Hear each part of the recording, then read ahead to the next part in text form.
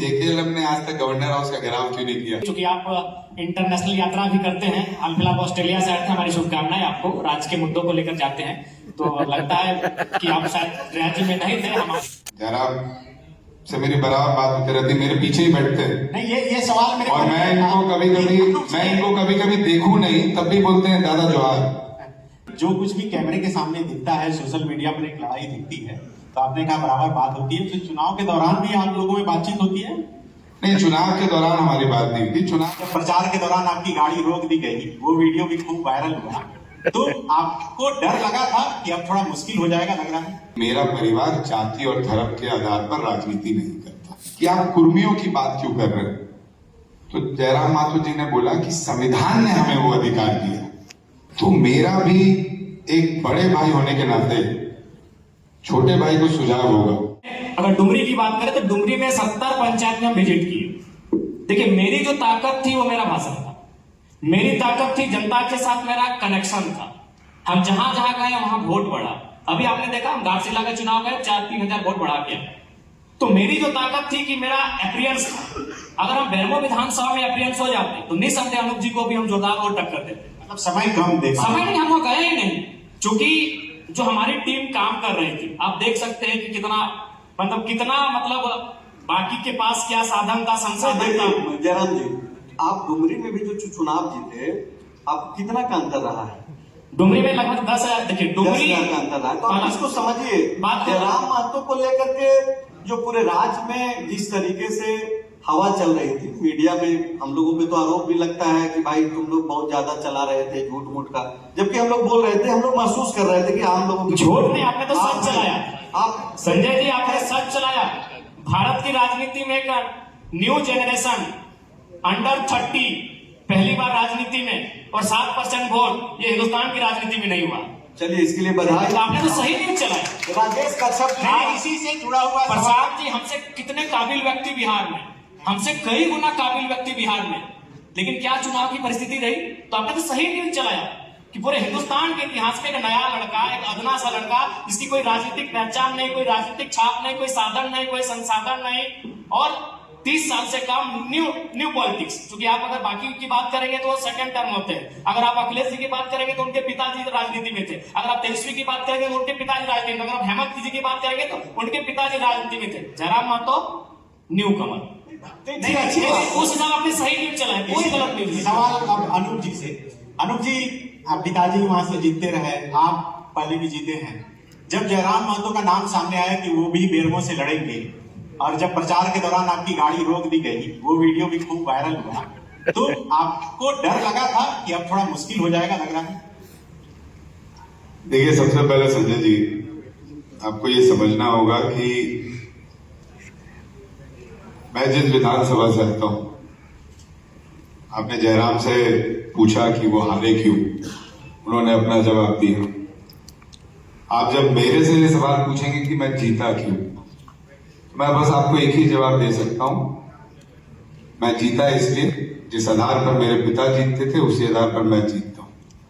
मेरे बेरमो विधानसभा की आबादी 4.5 लाख, और मैं जिस जाति से आता हूं उसकी आबादी 17,000, और संजोग से जो जाति मेरी है उसमें सबसे, उसके बाद भी मैं चुनाव जीतता हूं, मेरे पिता चुनाव जीतते और जीत का मार्जिन डबल होता है। उसका कारण यह है कि मेरा परिवार जाति और धर्म के आधार पर राजनीति नहीं करता। हम हिंदुस्तानी के आधार पर राजनीति करते हैं, झारखंड के आधार पर राजनीति करते हैं, और शायद यही कारण है कि मैं जीता हूं। रह गई ये बात कि मेरे पिता, मैं हमेशा से अपने पिता के साथ रहा हूं, चीजों को देखा, चीजों को समझने की कोशिश की, और जो परिवार वो मुझे दे कर गए, उस परिवार को बढ़ाना मेरा दायित्व बनता है। आज मुझे 1 लाख वोट आया है, कल को जीत के लिए मुझे 1,25,000 वोट चाहिए, तो मैं वहां पर अपनी विरोधियों को, उनकी आलोचना करूं, उनको तंग करूं, तो उनका वोट नहीं ले सकता, उनका विश्वास नहीं ले सकता।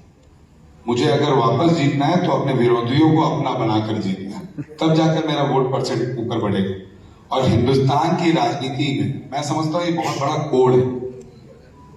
आज हमारा हिंदुस्तान तरक्की की बात नहीं करके जाति की बात करता है, धर्म की बात करता है। नहीं नहीं, राहुल गांधी बात कर रहे, देखिए समाज में बात करना, समाज में नीचे जातियों को ऊपर उठाना, ये तो हमारे संविधान ने अधिकार दिए। और इसीलिए महात्मा गांधी जी ने जब उनसे नेहरू जी पूछे कि संविधान किससे लिखना चाहिए, तो महात्मा गांधी जी ने बोला बाबा साहब से लिखवाइए। बाबा साहब कांग्रेस पार्टी के नहीं थे, लेकिन उन्होंने बाबा साहब को मौका दिया। क्यों? क्योंकि बाबा साहब जानते थे कि क्या क्या परेशानी नीचे तबके लोगों को हो रही है, पिछड़े जातियों को हो रही है। तो बाबा साहब ने संविधान लिखा जाति को खत्म करने के लिए। आज आप बता दें, आज तो बाबा साहब को सामने रख के लोगों ने अपनी पॉलिटिकल पार्टी बना दी। और यही कारण है, मैं फिर से बोल, जब तक हम जाति के आधार पर लड़ते रहेंगे, जाति को आरक्षण देना राजनेता का, पॉलिटिकल पार्टी का दायित्व होता है।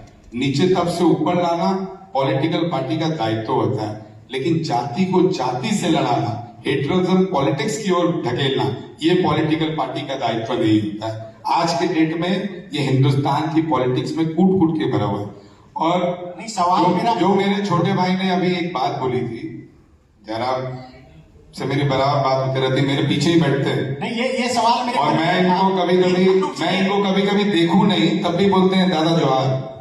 नहीं, मेरा सवाल यही था कि जो कुछ भी कैमरे के सामने दिखता है, सोशल मीडिया पर एक लड़ाई दिखती है, तो आपने कहा बराबर बात होती है, तो चुनाव के दौरान भी आप लोगों में बातचीत होती है? नहीं, चुनाव के दौरान हमारी बात नहीं हुई। चुनाव के बाद मेरे को मिले थे, पहले ही दिन विधानसभा में आए, और मैं समझता हूँ सबसे पहले आए तो हमारी मुलाकात हुई, क्योंकि हमें नहीं मालूम था कि हमारा सीट आगे पीछे दे दिया जाए। यहाँ न्याय नहीं हो मंच पे। लेकिन मैं खत्म करना चाह रहा हूँ। लेकिन जो बात अभी सवाल आपने मेरे छोटे भाई जयराम माथुर से पूछा कि आप कुर्मियों की बात क्यों कर रहे हैं, तो जयराम माथुर जी ने बोला कि संविधान ने हमें वो अधिकार दिया। तो मेरा भी एक बड़े भाई होने के नाते छोटे भाई को सुझाव होगा कि जो जनमत इनके साथ आई थी चुनाव से पहले, वो जनमत ना कुर्मियों की थी, ना कोयरी की थी, ना माइनॉरिटी की थी, ना फॉरवर्ड की थी, ना राजपूत की थी, ना पंडित की थी। वो जनमत खाद्यान्न आधारित झारखंड राज्य की बात के लिए आई थी। और इसीलिए उस समय के बाद और अभी तक आज जो ये सवाल आप जयराम माथुर से पूछ रहे, ये कहीं ना कहीं सवाल प्रश्न चिन्ह खड़ा होता है कि आखिर जयराम माथुर से आप कुर्मी की बात क्यों कर रहे हैं? आपको जयराम माथुर से बात करनी चाहिए थी तो झारखंडियों की बात करनी चाहिए थी, खतियानों की बात करनी चाहिए थी, झारखंड राज्य में रहने वाले लोगों की बात करनी। तो जयराम भाई ने बोला कि संविधान ने हमें वो अधिकार दिया। इतना मंजे हुए नहीं, आप मतलब कुल मिला के बोल रहे थे ये कुर्मी नहीं, जयराम अनूप जी बोलना चाह रहे हैं कि जयराम जी अब 1932 पर क्यों नहीं बात कर रहे हैं? जवाब दे दीजिए आप। बात तो कर ही रहे। जब विधानसभा का पहला बजट सत्र था और उसमें जो अंतिम दिन गैर सरकारी संकल्प था, उसमें तो हमने खतियान के आधार पर 1932 के खतियान के आधार पर स्थानीय नीति लागू करने की बात को कहा। मंत्री दीपक बिरवा शायद नहीं हो। मैं था वहां पर, भाई ने कहा, लेकिन मैं तो एक ही चीज पूछता हूँ कि जेकेएलएम ने आज तक गवर्नर हाउस का घेराव क्यों नहीं किया? किए थे। अगर आपने 1932 का विधेयक केंद्र सरकार को नहीं भेजा, ओबीसी का आरक्षण 27% हमने पारित करके भेजा, आपने नहीं भेजा गवर्नर हाउस को। गवर्नर हाउस का घेराव जेकेएलएम ने क्यों नहीं किया कि आप जाकर दिल्ली बैठे? आप उस समय शायद किसी कार्यक्रम के लिए, चूंकि आप इंटरनेशनल यात्रा भी करते हैं, हाल फिलहाल ऑस्ट्रेलिया से आए थे, हमारी शुभकामनाएं आपको, राज्य के मुद्दों को लेकर जाते हैं, तो लगता है कि आप शायद राज्य में नहीं थे। हमारी टीम संथाल परगना के दुमका से पैदल होते हुए आई थी। वो जहां से पैदल होकर आई, वहां से नए नए लोग जुड़ते गए और राजभवन के सामने हमारा एक दिवसीय कार्यक्रम था। ये आपकी मीडिया ने भी कैप्चर किया होगा, राज्य की जनता को ही मालूम था, लेकिन शायद चूंकि हर किसी की व्यस्तता होती है, अनूप उस समय राज्य में नहीं होंगे या फिर किसी अपने व्यस्त कार्यक्रम में व्यस्त होंगे। चलिए, राजेश कश्यप जी से एक सवाल।